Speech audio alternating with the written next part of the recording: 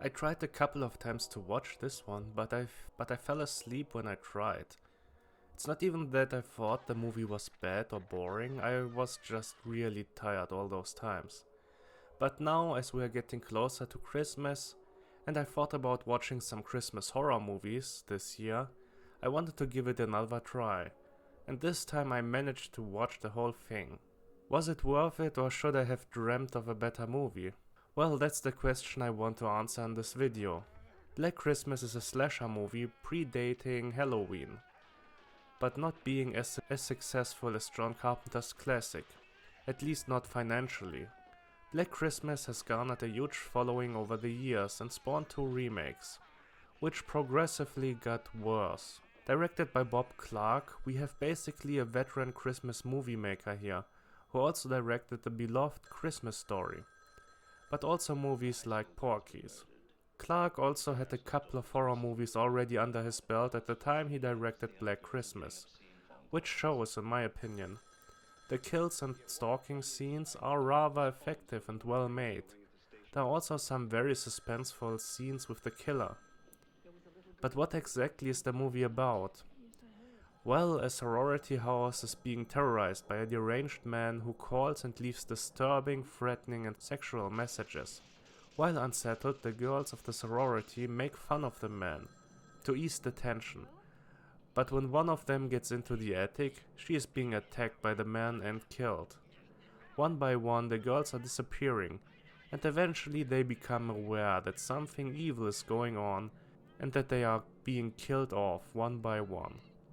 While this is happening, Jess is telling her boyfriend that she is pregnant and will undergo an abortion, something which her boyfriend isn't exactly thrilled about. Some of the girls are also going to the police with the father of the girl who was killed first and is now assumed to be missing. But they don't get much help at first. Eventually the last remaining survivor will of course learn that the killer is closer than they thought. The caller is in the house. The calls are coming from the house. This is indeed a slow burn, as I already implicated. But the scenes of horror and suspense are well done. It's technically a very competently made movie. The kills are done well, the suspense will keep you engaged, especially when the killer is in action. But there's also some stuff that feels like filler, as these scenes just go on and add little to the story, especially when everything comes together in the end. The talks with Jess and her boyfriend are put aside for the most part and don't really factor into what is going on, except for the very end. Even though it feels like this is also of no real consequence, when everything is said and done. The discussions in the police station are also a bit too long, especially the comedic ones, which are not that funny, and some of them go on for quite a while. But I have to say, I didn't expect the movie to be this comedic at times overall. Not all jokes land, and it is more to lighten things up, but some of it is quite nice. And that's probably also where the BBFC 18 rating is coming from. There's quite a bit of cursing, especially in the more funny moments, and the violence itself isn't that bloody after all. It could be that the suffocating someone scene already pushed the rating to 18 though. Just don't expect anything too wild and bloody here. In Black Christmas we have some known faces as well. Margot Kidder is one of the sorority girls, and we even have John Saxon as a cop actually being a lieutenant. Sounds familiar, right? Right. It is said that the Halloween movie by John Carpenter was heavily inspired by Black Christmas, and I can see that after watching the movie. The beginning is filmed in POV as the killer is entering the house. The movie is inspired by a couple of urban legends, and is of course also a slasher movie, in which young women are being killed by a psychotic killer, apparently without any motive except killing. The killer here is using a variety of weapons though, basically taking whatever is nearest as a weapon. The killer is also stalking his prey, and we hear his breathing at times.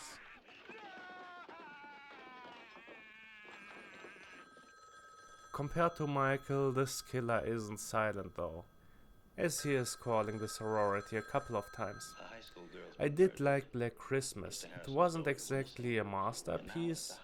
It's also most likely not a movie I will revisit every Christmas from now on, but it is a solid watch and a good slasher, overall. The ending was a letdown for me personally though, and just too vague. If the ending would have been a bit better, it might have been a Christmas classic for me as well, but it just didn't quite work out for me. It is better than the remake, I would say, at least the one from 2006. I haven't seen the other one, and that one seems to be even worse, so I probably won't watch it anytime soon. But it's definitely more classy and suspenseful than the remake from 2006.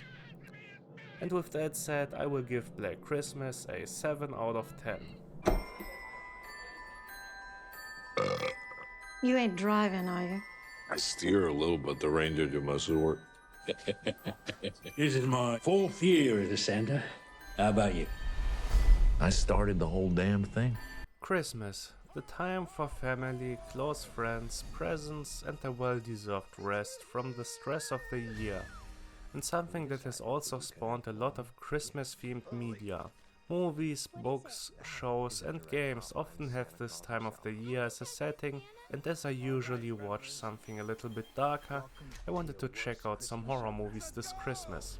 After all, there are only that many times you can watch Love Actually. Last time I took a look at the original Black Christmas, a certified cult classic, and this time I wanted to watch something more recent, which looked like a lot of fun, Violent Night. It sounded promising. Santa is stuck in a house while some gangsters are holding a family hostage. The real Santa, played by David Harbour, who probably could pull off a violent Santa pretty well, I thought, and John Leguizamo, who is most of the time fun. Well, as I said, most of the time. It's also directed by Tommy Wirkola, an experienced horror comedy director, who made the OK Dead Snow, the pretty good sequel Dead Snow 2, which I have also reviewed on this channel, and Hansel and Gretel Witch Hunter, which was, yeah, but it has its fans. So this should be pretty cool, right? Right? Well, first of all, this isn't really a horror movie, as I thought at first, but an action black comedy. Unfortunately, I didn't think it was all that funny, but the action can be bloody and fun at times. And while not great, these scenes are well set up and filmed, which makes it just so more puzzling that this movie has some pretty bad editing in other scenes. There are a lot of continuity errors with people holding stuff in their hand, putting it away and then have it in their hand again in the next shot.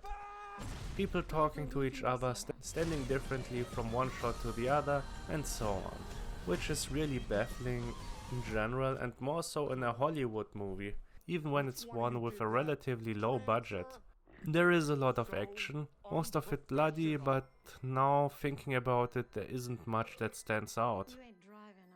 Same goes for the characters. They have tried to create some more memorable characters, I think, but they have very little to do.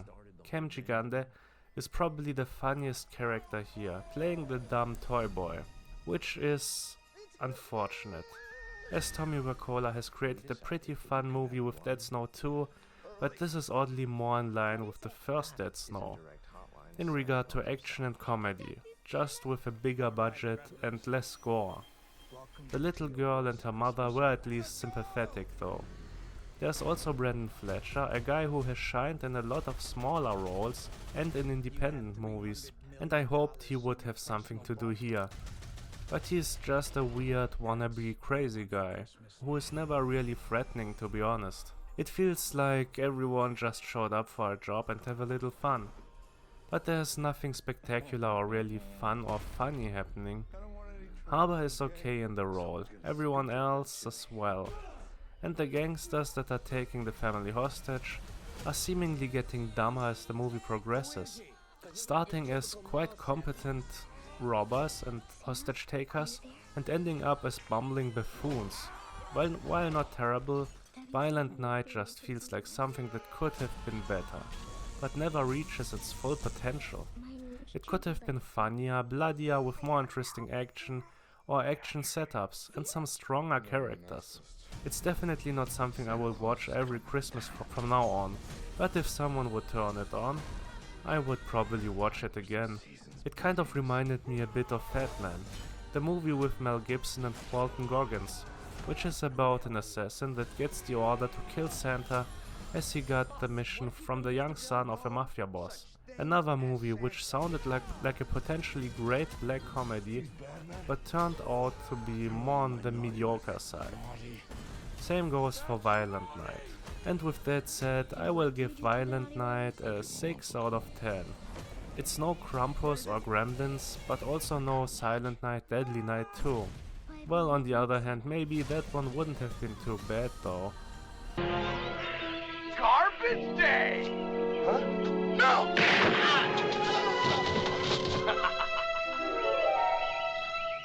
Maybe I'll watch it around Christmas too. Maybe it will be fun. Which one of you did that? Prancer? So unprofessional.